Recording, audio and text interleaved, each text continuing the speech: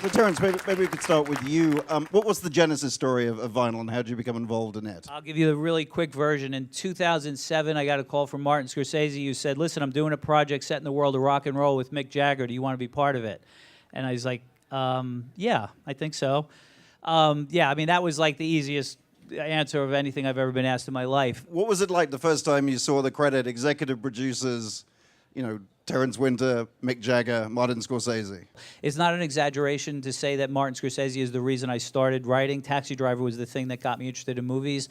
The first album I ever bought in 1973 with my 13th birthday money was Goat's Head Soup. And the show's set in 73. Now, to think that I'm working with those two guys is just, I really, truly can't believe it.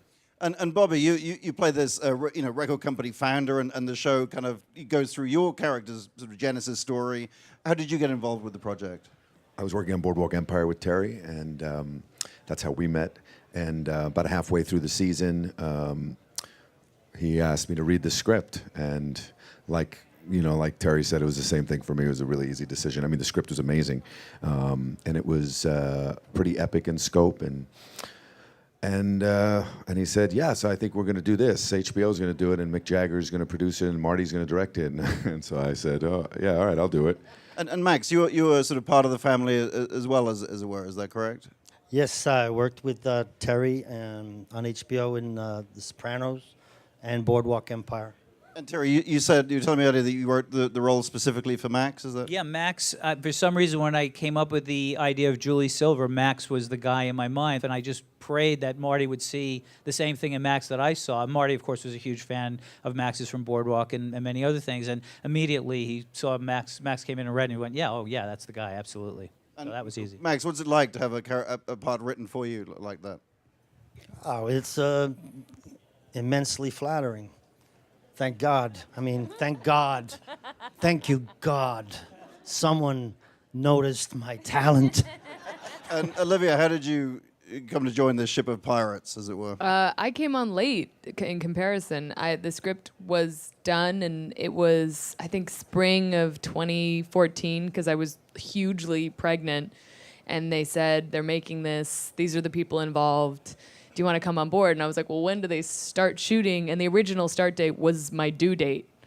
And I was like, yeah, I can do that. I will do that. I was thrilled. I mean, it was just such an exciting group of people to work with. And luckily, they pushed a few weeks, so it all worked out. And Terry, how much, I mean, you write these roles and then people come in and inhabit them. How much do you mold the characters to the actors once you've got them in the room? You do it subconsciously. I mean, after, it's really great to start to see, when you can start getting the pilot footage back, that's really the first time that as a writer I'm actually introduced to the real character.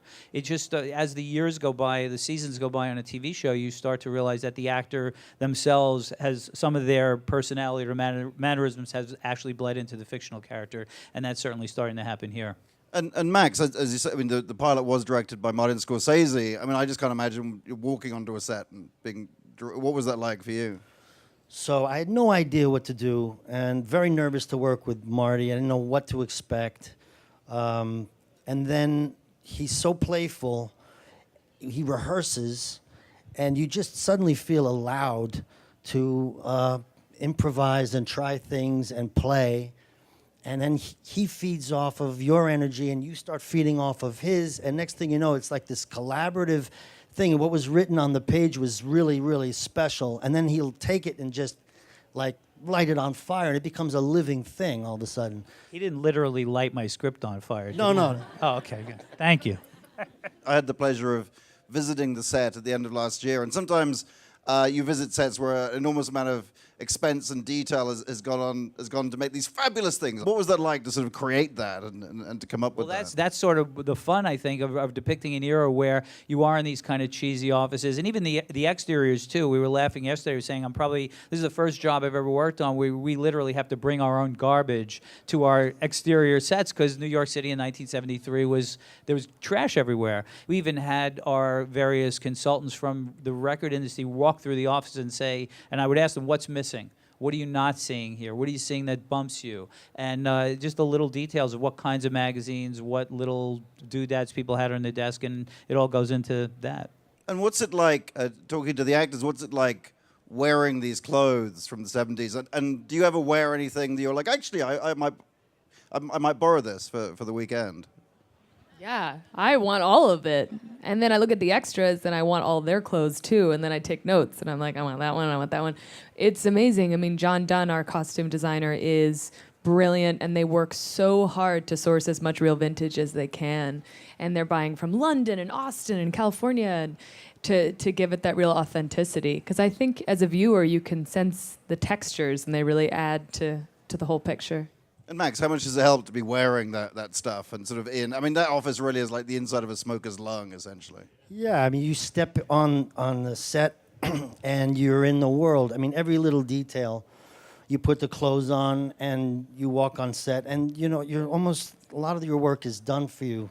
You look around, all the extras in the background, people are milling around. It looks completely, beautifully in place, and you just enter into that world. And Bobby, you actually get to wear. I mean, you can carry off. You can certainly carry off a lot of this stuff better than I could. But what's it like for you to wear that? I think for any actor, putting on the clothes and putting the shoes of the character on is an important part of the process. But I think it's extra helpful when you're shooting a period piece. I would say the only thing with this that was frustrating for me was that none of my pants had pockets.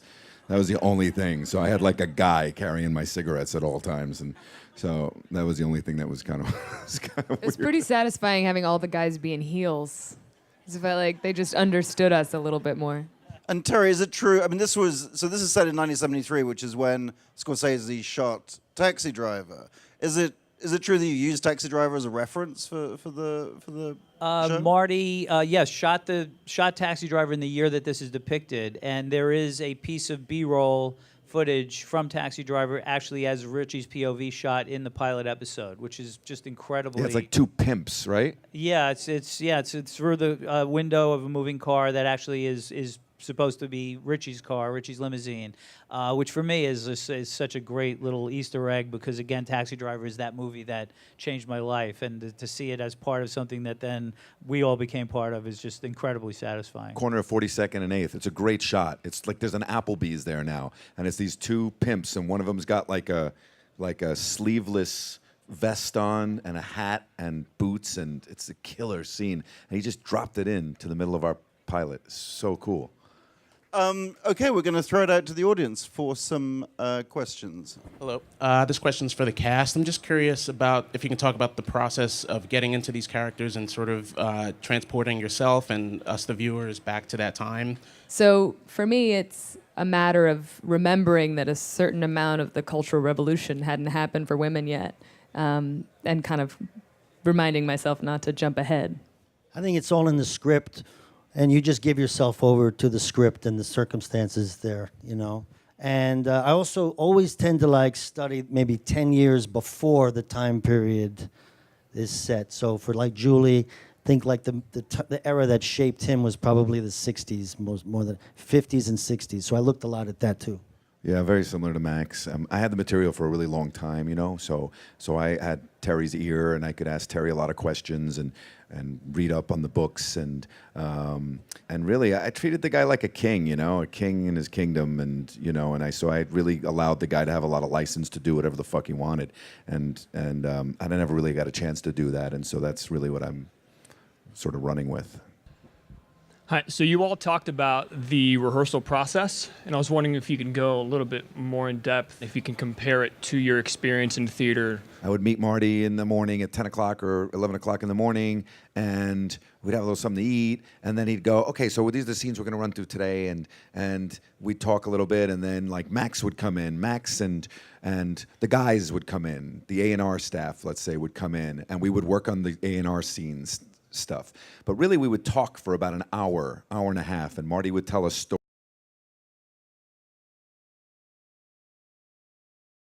Let's read it. And then he'd read it, and then he'd laugh, and then he'd go, okay, now what would you say on your own without the script? Just forget about the script for now, sorry. But rehearsal, so, and then we would do that, and then he'd laugh, and then he'd go, oh, that reminded me of this. And again, it was just really getting comfortable with him, getting comfortable with each other. He just prepared us. He really, he just loves actors, man. Will there be more seasons teaching these historical factors, especially within hip hop and that community of music? one of the main things that attracted us to setting the series in 1973 was that was the year that punk, disco, and hip hop were all invented, if you will, within about a 6-month period of each other, within about 5 miles radius of each other. Stay tuned. I think by the end of the season, you'll see how we're starting to explore the different genres as well. Hey, I just wanted to know how it was to work with Mick Jagger, and maybe for the actors as well. And are the Stones in this world? And just talk a little bit about that. First question, I mean, it obviously.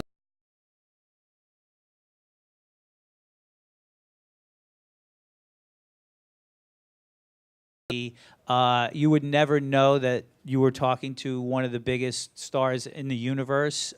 He's incredibly gracious, collaborative.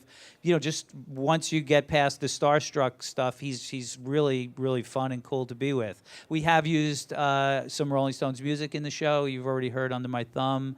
I think we maybe use something else later on. And it's not to say that we won't have the Stones depicted at some point in the future. I'm wondering who it is that you are speaking with and consulting with and getting this information with, like the NEW reference and like a lot of the other stuff, and just the way it goes in the office when you're having a meeting and all of that. Some amazing consultants, Danny Goldberg, Kate Hyman, Nigel Grange, Johnny Barbas, Alan Grubman. These guys come in, they meet with us, they read our scripts, they come in and sit with my writing staff and I and just tell us stories. We pick their brains just to keep it authentic, and we just have these guys just looking over our shoulders, and it's hugely helpful. Everybody, thank you so much for coming. You've been Thank a great you. audience. Thank you, everybody. But please put your hands together for Terry Winter, Bob Cannavale, Max Casella, and Olivia Wilde.